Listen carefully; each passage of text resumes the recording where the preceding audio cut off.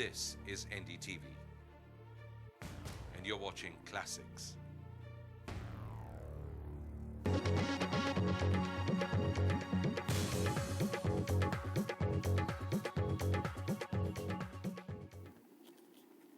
Hello and welcome to Special Report. Over the next 30 minutes, the importance of aircraft carriers to the evolution of the Indian Navy.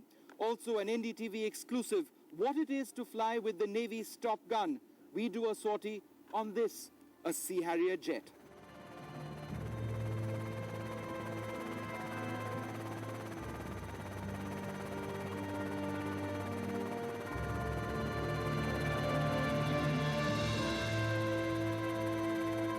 For nearly 50 years, this ship has been a dominant force in the oceans of the world. Once a part of the Royal Navy as the HMS Hermes, she successfully led the British fleet to the South Atlantic seas during the 1982 Falkland Islands War. Today, all these years later, the INS Viraat remains the most potent symbol of Indian military might. A floating airbase with the ability of striking targets on the land, at sea and underwater, anywhere, anytime.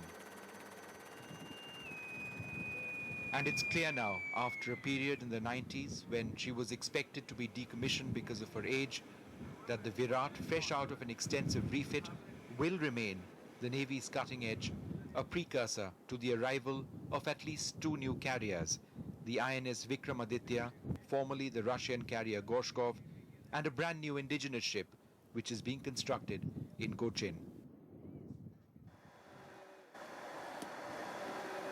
And this jet, the Sea Harrier, is what operations on the Viraat revolve around. Capable of taking off and landing vertically like a helicopter, the Harrier gives the Indian Navy what it calls integral air, the ability to intercept hostile aircraft before they come close enough to launch their missiles against ships of the fleet.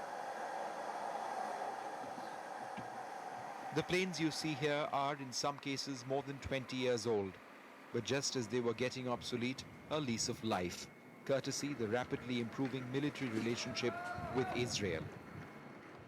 The only place I'm really comfortable in is in a cockpit that's, you know, what's happening all the time.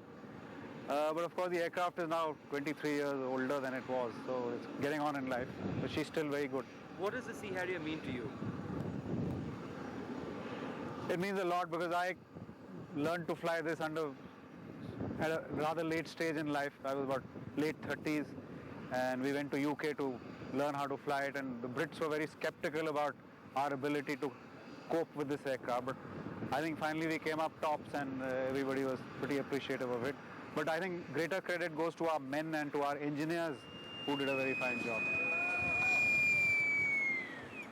These Harriers will soon have a brand new radar and new missiles, enabling the venerable British-built jet to engage air targets which are beyond the visual range of the pilots. Indian naval aviation is ready for a very big jump, and although we may not have the aircraft numbers or the avionic capability right now, but in the very near future we are going to be at par with the best in the world. That is why probably they want to exercise with us, and that is why this is the time when we should do all these exercises so that when the equipment comes, we are ready to exploit it to its maximum potential.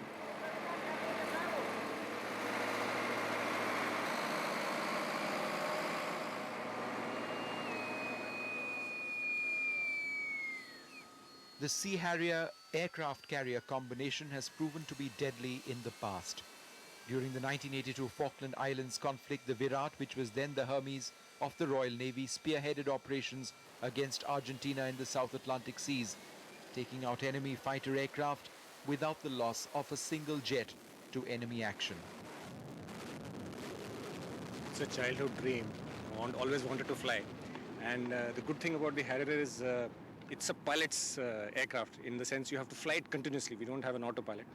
It's a little difficult, or rather more challenging, and it's extremely satisfying to come and put her on deck after a sortie.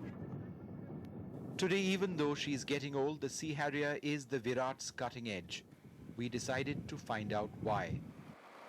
This would be a first for an Indian journalist, being launched off the deck of the Navy's only aircraft carrier, the INS Viraat, for a sortie on a Sea Harrier trainer aircraft. But as I realized, it wouldn't be quite so simple. The Navy's doctors put their foot down. I would have to pass an ECG test and X-rays of the spinal cord besides other tests before I could come anywhere close to the cockpit of the Harrier. I was told I had to be fit to survive an ejection if things went wrong and I had to bail out of the aircraft.